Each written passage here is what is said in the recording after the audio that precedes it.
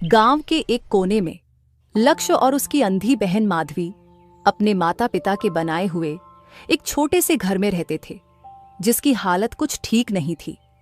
अंदर एक चारपाई में माधवी बैठी हुई थी, जो जन्म से ही इस दुनिया को देख नहीं पाई थी। उसका भाई लक्ष्य चिंतित अवस्था में कमरे में इधर उधर टहल रहा था। उसके चेहरे पर चिंता की लकीरें साफ झलक रहे थे। भैया, तुम फिर से चिंता में बैठे हो? शायद ये चिंता भी मेरे ही लिए है ना भैया? इतना चिंता मत करो। भगवान ने जैसा रखा है मैं उसी में खुश हूँ। तू खुश है, पर मैं नहीं हूँ बहना। तुझे इस अंधेरे से निकालना चाहता हूँ। तेरा भी हक है इस दुनिया को देखने का। देखने के लिए आंखों की जरूरत नहीं होती भैया। मैं सब महसूस कर सकती हूँ। तुम्हारी आवाज, गांव की हलचल, हवा की सरसराहट, यही मेरी दुनिया है। माधवी की बात सुन के लक्ष्य थोड़ा भावुक हो गया। गांव में रहने वाले गरीब किसानों की तरह ही वे भी संघर्ष कर रहे थे, लेकिन उनकी लड़ाई सिर्फ गरीबी से नहीं, माधवी के अंधकार से भी थी। लक्ष्य और माधवी के माता पिता बचपन में ही किसी बीमारी के कारण चल बसे थे। तब से लक्ष्य ही अपनी बहन का सहारा था। वह दूसरों के खेतों में मजदूरी करता, लेकिन जो कुछ भी कमाता वह 2 वक्त की रोटी के लिए ही मुश्किल से काफी होता। गांव में हर कोई जानता था कि लक्ष्य और माधवी कितनी मुश्किल जिंदगी जी रहे हैं, लेकिन कोई मदद के लिए आगे नहीं आता था। लोग हमदर्दी दिखाते, पर कोई सच में साथ नहीं देता। एक दिन गांव के वैद्य ने लक्ष्य से कहा था कि अगर माधवी की आंखों का इलाज सही समय पर हो जाए तो शायद वह देख सके, लेकिन इलाज के लिए बहुत पैसे चाहिए थे, जो लक्ष्य के पास नहीं थे। उफ, ये पैसा, सब कुछ इसी से तय होता है। अगर ये नहीं होता है तो गरीब आदमी के लिए कोई रास्ता ही नहीं बचता। लक्ष्य ये सब सोच ही रहा था कि तभी गांव का एक आदमी लक्ष्य और माधवी का हालचाल पूछने के लिए उनके घर आया, और उसने लक्ष्य को चिंतित अवस्था में देख उससे पूछा, अरे लक्ष्य बेटा, तुम बड़े चिंतित लग रहे हो, क्या हुआ बेटा? अरे क्या बताओ काका, भाई रोज की पैसों की टंगी और ऊपर से मुझ पर बहन की भी जिम्मेदारी है। और तो और मुझे मेरी बहन की आंखों के भी इलाज करवाना है, ताकि मेरी बहन औरों की तरह दुनिया को देख पाए। बेटा, मैंने तुझे और तेरी बहन को बचपन से देखा है। तुम दोनों ने अपनी जिंदगी में बहुत संघर्ष झेला है। अगर मेरे बस में कुछ होता तो मैं भी तेरे लिए कुछ करता, लेकिन क्या करूं बेटा, मैं भी मजदूरी करने वाला आदमी हूं। लेकिन हाँ, मैं तुझे एक सुझाव जरूर दे सकता हूं। सुझाव? कैसी सुझाव काका? बेटा, मैं चाहता तो नहीं हूं कि तू कर्ज तले दब जाए, लेकिन तेरे परिस्थितियों को देख के मुझे यही लगता है कि तू हमारे गांव की राय साहब से अपनी बहन की इलाज के लिए कुछ पैसे उधारी में ले ले। हाँ काका, आप बात तो सही कह रहे हो। मैं भी अभी यही सोच रहा था। लेकिन बेटा, तू एक बार अच्छे से सोच लेना, क्योंकि राय साहब आदमी कुछ ठीक नहीं है। मुझे पता है काका, लेकिन क्या करूं, मेरे पास कोई रास्ता भी तो नहीं है। आप चिंता मत करो, मैं मेहनत मजदूरी करके उनसे लिए हुआ पैसा सही समय पर उनको चुका दूंगा। थोड़े समय बाद जब अंधेरा हो जाता है, तब लक्ष्य राय साहब के हवेली में जाने के लिए तैयार होता है, और तभी माधवी लक्ष्य से पूछते हुए बोली, भैया, तुम कहीं पर जा रहे हो क्या? हाँ बहन, मैं राय साहब के हवेली जा रहा हूँ, उनसे कुछ मदद मांगने। कैसी मदद भैया, और क्यों जा रहे हो उनके पास? तुमको तो पता है ना, वो बड़े लोग हैं और वे किसी की भी इतनी आसानी से मदद नहीं करते। अरे बहन, तू चिंता मत कर, मैं सब संभाल लूंगा। तू बस घर के अंदर ही रहना। अभी शाम का समय है, तू मेरे आने का इंतजार करना। ठीक है ना मेरी प्यारी बहन? ये बोल के लक्ष्य घर से निकल जाता है। रात का समय था। लक्ष्य ने माधवी को घर पर छोड़कर अकेला ही राय साहब की हवेली की ओर चल पड़ा।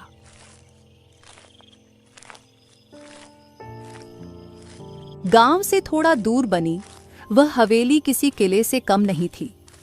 ऊंची दीवारें, बड़ा सा लोहे का दरवाजा, रंग बिरंगी खिड़कियां और अंदर चमकती लालटेनें।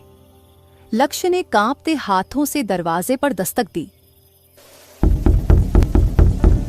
कुछ देर बाद राय साहब का नौकर मुकुंद बाहर आया।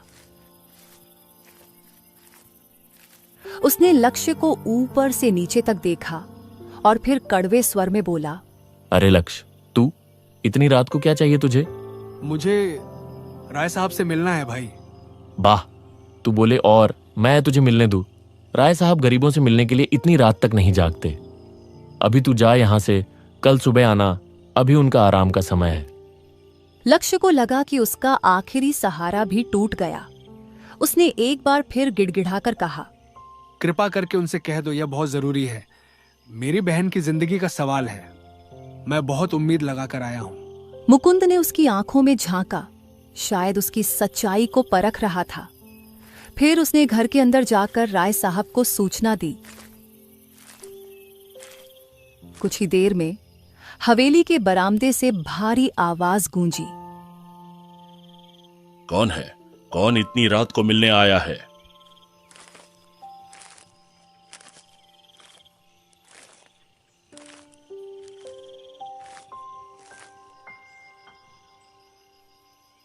मैं हूं मालिक, मैं लक्ष्य। आपसे मिलने आया था मालिक। ओह, तू है? आखिर तू भी हमारे दर पर आ ही गया।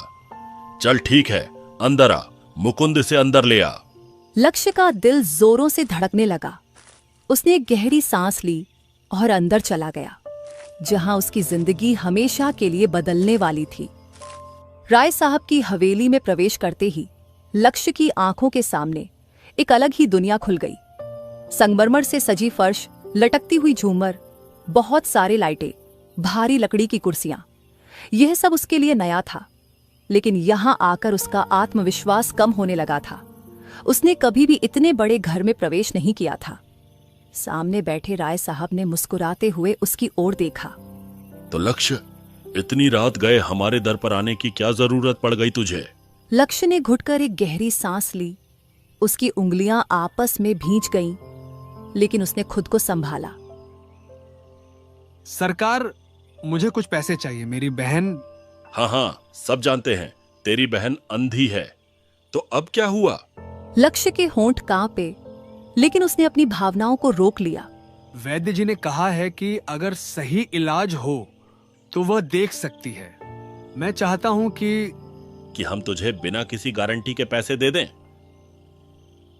जी सरकार, मैं आपकी गुलामी करने को तैयार हूं। खेतों में मजदूरी करूंगा, चाहे जितने साल लगे, लेकिन कृपया मेरी बहन के इलाज के लिए मदद कर दीजिए।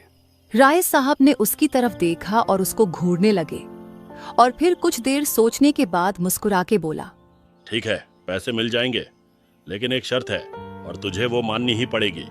लक्ष्य का दिल जोरों से धड़कने लगा और वो घबराई हुई आवाज में बोला, शर्त? कैसी शर्त सरकार? राय साहब ने अपनी कुर्सी से उठकर उन्होंने कमरे में टहलते हुए कहा, हमारे पास खेतों की देखभाल के लिए एक आदमी की जरूरत है, लेकिन यह काम आसान नहीं। तुझे देखभाल के साथ खेतों में दिन रात काम भी करनी होगी। और हाँ, जब तक हमारा कर्जा पूरा नहीं होगा, तब तक तू इस गांव से बाहर भी नहीं जा सकेगा। लक्ष्य के मुंह से कोई शब्द नहीं निकला। उसने मानो खुद को एक जाल में बांध दिया था, अपनी बहन के लिए।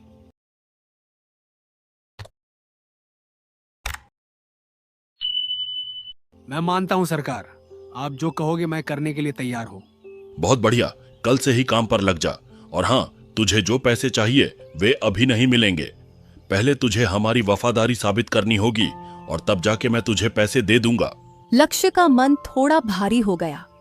उसने सोचा था कि आज ही उसे अपनी बहन के इलाज के लिए पैसे मिल जाएंगे, लेकिन यहां से भी उसे बस पैसे मिलने का वादा ही मिला।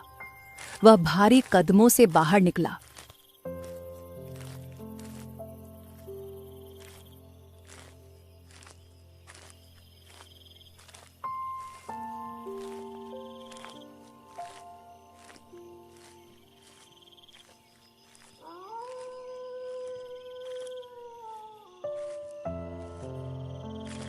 रात गहरी हो चुकी थी।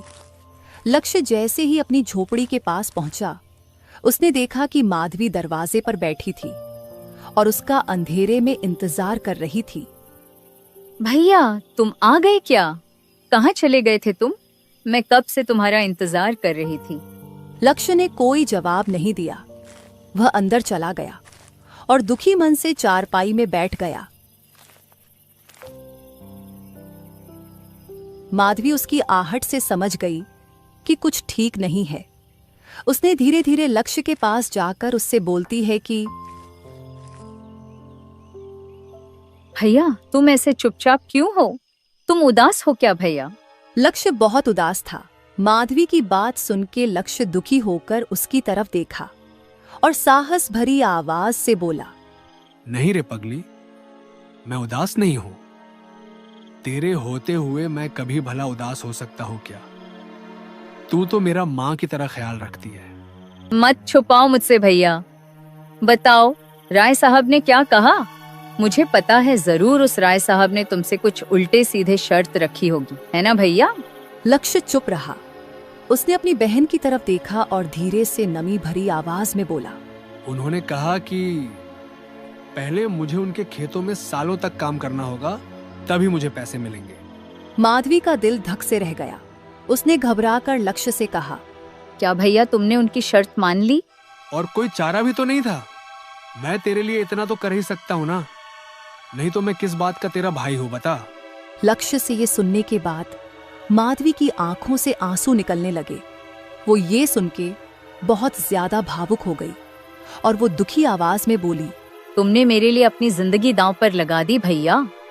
मेरी तकलीफ कम करने के लिए तुम खुद तकलीफ उठाओगे? मैं नहीं चाहती ऐसा। तुम्हें कुछ हो गया तो मैं कैसे जीऊंगी? है ही कौन मेरे जिंदगी में तुम्हारे सिवा? लक्ष्य की आंखें भर आईं, लेकिन उसने खुद को संभाला और बोला, मैं तुझे अंधेरे में नहीं रहने दूंगा बहना। चाहे जितनी मेहनत करनी पड़े मैं करूंगा। बस मुझे तुम्हारी आंखों का इलाज करवाना है। माधवी चुप हो गई। उसे पता था कि लक्ष्य को रोकना अब नामुमकिन था। ये सब बात करने के बाद थोड़े समय में लक्ष्य खाना बनाने जाता है और कुछ समय बाद लक्ष्य और उसकी अंधी बहन ने खाना खाया और फिर लक्ष्य ने अपनी बहन को चारपाई पे सुलाकर वो जमीन में ही चद्दर डाल के सो गया।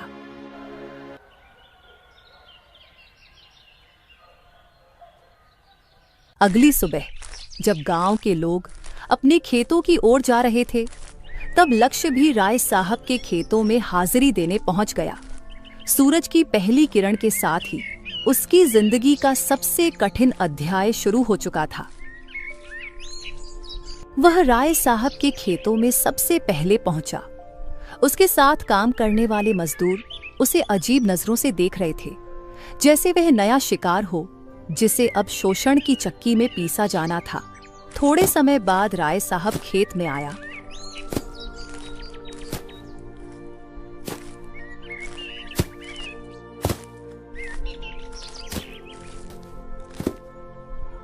उसकी नजरें लक्ष्य पर पड़ी तो उसने ठंडी हंसी हंसते हुए कहा, तो लक्ष्य कैसा लग रहा है मेरे खेतों में काम करके?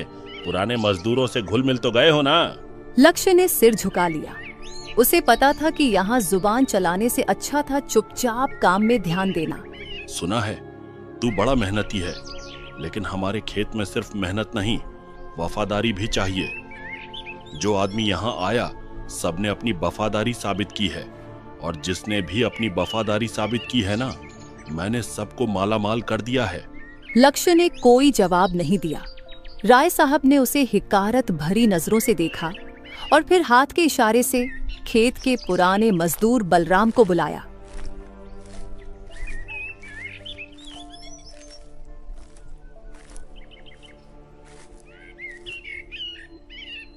अरे बलराम, इसको काम समझा दो, और हाँ, अगर गलती करे तो इसे बताने की जरूरत नहीं, बस इसे थोड़ा मजा सखा देना। बलराम मुस्कुराया। वह वर्षों से राय साहब के खेतों में काम कर रहा था, लेकिन उसकी हालत किसी बंधुआ मजदूर से कम नहीं थी। राय साहब के जाने के बाद उसने लक्ष्य को पास बुलाया और धीरे से कहा, तुमने बहुत बड़ी गलती कर दी लड़के। यहाँ से निकलना अब आसान नहीं होगा तुम्हारे लिए। अब तुम्हें दिन रात कड़ी मेहनत करनी पड़ेगी। लक्ष्य ने उसकी बात अनसुनी कर दी और फिर से काम में लग गया।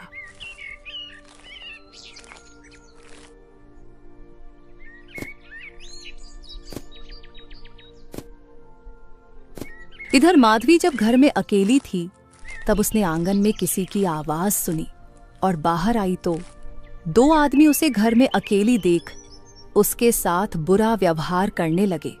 अरे तुम अंधी जरूर हो, लेकिन तुम बहुत खूबसूरत हो। चलो हम विवाह कर ले। हाँ भाई, तुम दोनों साथ में अच्छे लगोगे। माधवी उन दोनों की आवाज सुन के डर जाती है और भाग के घर की ओर जाने की कोशिश में गिर जाती है और उसके सिर में चोट लग जाती है।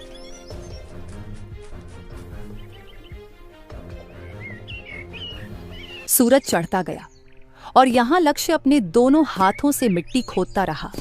कुदाल की धार उसकी हथेलियों को छीलने लगी थी, लेकिन वह रुका नहीं। खेत में काम करने वाले अन्य मजदूरों के चेहरों पर थकान थी, लेकिन लक्ष्य की आंखों में कुछ और था।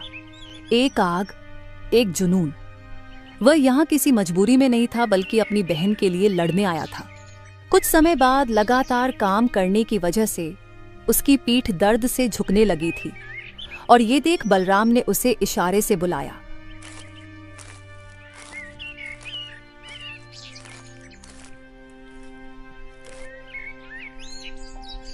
सुना है राय साहब तुम्हें जल्दी पैसे नहीं देंगे, फिर भी तुम यहाँ इतनी मेहनत कर रहे हो। मेरे पास कोई और रास्ता नहीं है, मुझे मेहनत ही करनी पड़ेगी।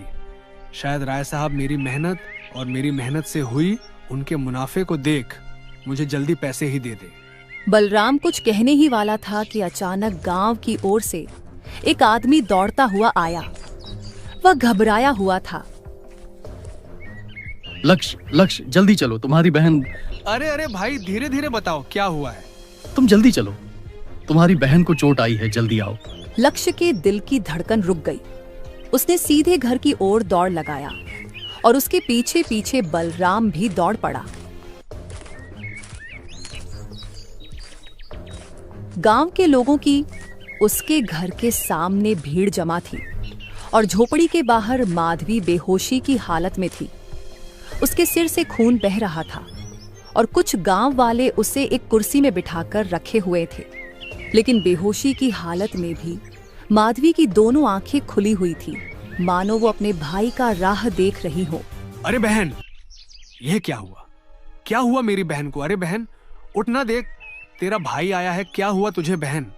तभी भीड़ में से किसी ने कहा, लक्ष्य भाई, मुझे पता है ये सब किसने किया। ये सब राय साहब के 2 पालतू नौकरों ने किया है। वे 2 तुम्हारे बहन को छेड़ रहे थे और तुम्हारी बहन उन लोगों की आवाज सुन के घर की ओर भागी और गिर गई और फिर उसको सिर में चोट लग गई। अरे तो तुमने कुछ किया क्यों नहीं? क्या तुम में थोड़ी भी इंसानियत नहीं बची है? मुझे माफ कर दो लक्ष्य, मैं कुछ नहीं कर पाया। गुस्सा तो मुझे बहुत आ रहा था, लेकिन क्या करूं? मैं ठहरा गरीब मजदूर, मैं कैसे उन बड़े लोगों के खिलाफ जा सकता हूं? लक्ष्य का खून खौल उठा। उसने माधवी को अपनी गोद में उठाया और वैद्य जी के घर की ओर दौड़ा। माधवी दर्द से कराह रही थी। लक्ष्य को लग रहा था कि अब वह खुद को संभाल नहीं पाएगा। उसकी आंखों में आंसू थे। उसके मन में अपनी बहन को खोने का डर सता रहा था। लक्ष्य की गोद में बेचारी माधवी लाचार हालत में पड़ी हुई थी और उसका सिर से खून निकल रहा था। वैद्य जी के घर तक पहुंचते पहुंचते लक्ष्य का दिल दहशत से कांपने लगा। वह नहीं जानता था कि उसकी बहन बच पाएगी या नहीं, लेकिन वह हार मानने को तैयार नहीं था। गांव के कुछ लोग भी उसके पीछे पीछे दौड़ आए। वैद्य जी ने माधवी को देखा और तुरंत अंदर ले गए।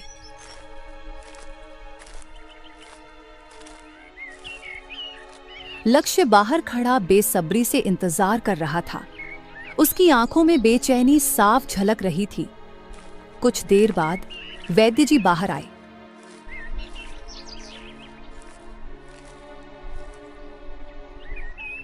घबराओ मत लक्ष्य, चोट गहरी जरूर है, लेकिन जान को कोई खतरा नहीं है। हाँ, उसे कुछ दिनों तक बहुत आराम की जरूरत होगी। ये सुन के लक्ष्य ने राहत की सांस ली, लेकिन उसका मन अब भी अशांत था। यह हादसा जानबूझकर हुआ था। राय साहब के आदमियों ने उसकी बहन को चोट पहुंचाई थी, इसलिए लक्ष्य बहुत गुस्सा था। लक्ष्य माधवी को वैद्य जी के वहां से अपने घर लाया और माधवी को चारपाई पे सुला दिया और पूरा दिन उसके पास ही रहा और उसका देखभाल किया।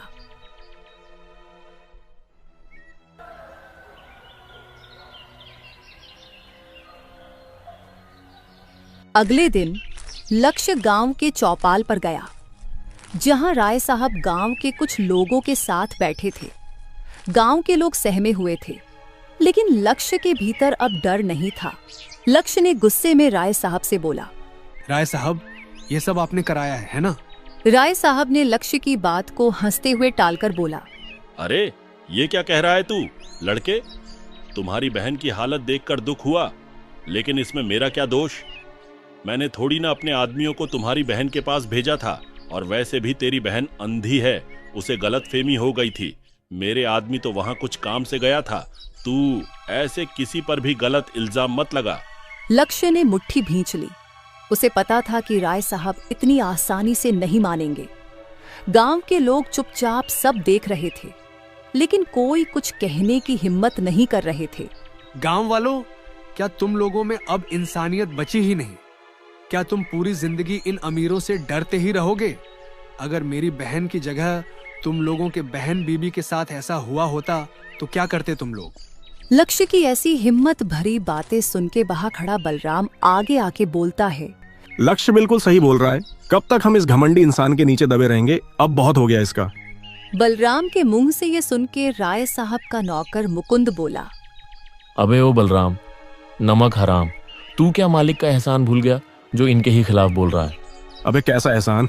थोड़े से उधारी के नाम पे तो गांव के सब मजदूरों को निचोड़ निचोड़ के मारता है। ये आदमी जितना इसने मुझे उधारी दी है ना, उससे कई ज्यादा इसको मजदूरी करके दी है मैंने। राय साहब, बहुत हो गया आपकी मनमानी। अगर मेरे पे बात आती तो चुप रहता, लेकिन आपके आदमियों ने मेरी बेचारी अंधी बहन को नुकसान पहुंचाई है। अब मैं बिल्कुल भी शांत नहीं रहूंगा। जल्दी से जल्दी आपके 2 आदमी मेरे हवाले कर दो, मैं उन्हें छोड़ूंगा नहीं। लक्ष्य और बलराम की बातें सुन के बाहर बैठे और 2 मजदूर उनका साथ देने लगे। राय साहब और उसका नौकर ये देख के डर गए और वह दोनों वहां से जल्दी जल्दी घर निकल गए।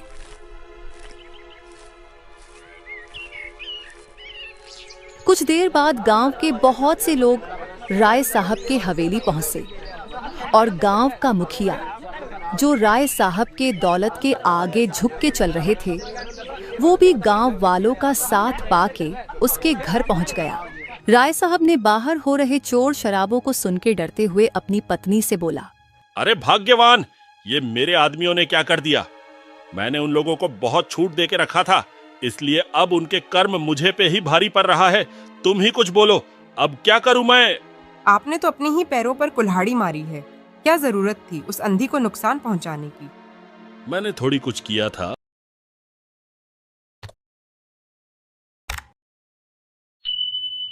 वो तो मेरे 2 निकम्मे नौकर थे। अब जो भी है, आपके पास अब भी गांव वालों से माफी मांगने और उन दोनों नौकरों को उनके हवाले करने के सिवा और कोई रास्ता नहीं है। ये सब बात करके राय साहब हवेली के बाहर आया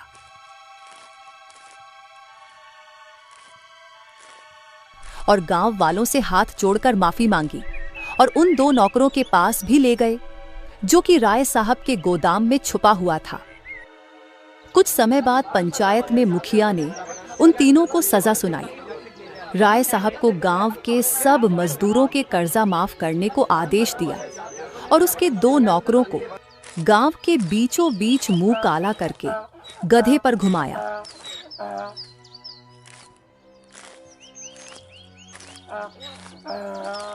ये सब होने के बाद लक्ष्य घर आया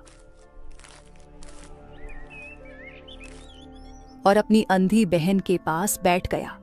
बहन, तेरी तबीयत अब कैसी है? तुझे थोड़ा आराम तो मिल रहा है ना? हाँ भैया, तुम चिंता मत करो, मेरी तबीयत अब ठीक हो रही है। बस सर में और आंखों में थोड़ी सी दर्द है। बहन, मैंने और गांव वालों ने मिलके तेरे गुनहगारों को सही सजा दिलवाई है। हाँ भैया, तुम इस दुनिया के सबसे अच्छे और साहसी भैया हो। तुम नहीं होते तो मेरा क्या होता। ऐसा मत बोल, तू ही तो मेरा सब कुछ है। तेरे लिए मैं कुछ भी करूंगा।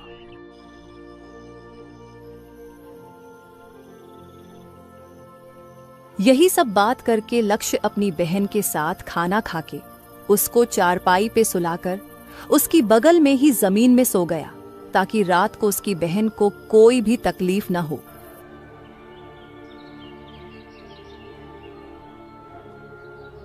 अगली सुबह लक्ष्य अपनी बहन से बोलता है, बहन, मैं थोड़ा बाहर काम करने जा रहा हूँ। इन दिनों घर में राशन भी कम हो गया है और मुझे तेरी दवाइयाँ भी लानी होगी। तू अपना ख्याल रखना। मैं शाम होने से पहले आ जाऊंगा। ये बोल के लक्ष्य काम पर चला जाता है। माधवी घर पर अकेली थी। वो जब चारपाई में बैठी हुई थी तो उसे अचानक अपने आंखों में जलन महसूस हुई और उससे वो जलन बर्दाश्त नहीं हो रही थी।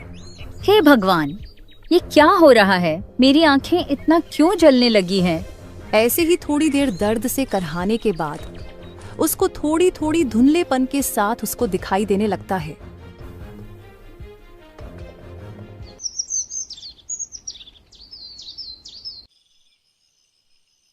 शाम को जब लक्ष्य घर आता है तो लक्ष्य देखता है कि उसकी बहन उसका बाहर इंतजार कर रही थी। अरे बहन, तू यहाँ बाहर क्या कर रही है? मैंने तुझे आराम करने के लिए बोला था ना। भैया, मैं जन्म से आज तक कुछ नहीं देख पाई थी, लेकिन आज मुझे तुम्हारा चेहरा देख के ऐसा लगा कि मैंने साक्षात भगवान को देख लिया। भैया, लक्ष्य माधवी के मुंह से ये सब सुन के चौंक गया और बहुत ज्यादा भावुक हो गया और भगवान को सोचते हुए बोला, हे भगवान, ये कैसी लीला है आपकी। आज आपने मुझे अपनी जीवन की सब खुशियां दे दी हैं। मुझे अब और कुछ नहीं चाहिए इस जीवन में। हाँ भैया, भगवान ने तुम्हारी सुन ली। देखो भैया, देखो, मैं ठीक हो गई। हाँ बहन, तू ठीक हो गई। तू ठीक हो गई बहन। अब तू भी सबकी तरह इस दुनिया को देख पाएगी। ये सब बात करके दोनों भाई बहन अपने माता पिता के तस्वीरों के आगे प्रणाम किया और साथ में मन ही मन भगवान को शुक्रिया अदा किया और ऐसे ही दोनों आने वाले दिनों को खुशियों से बीताने लगे।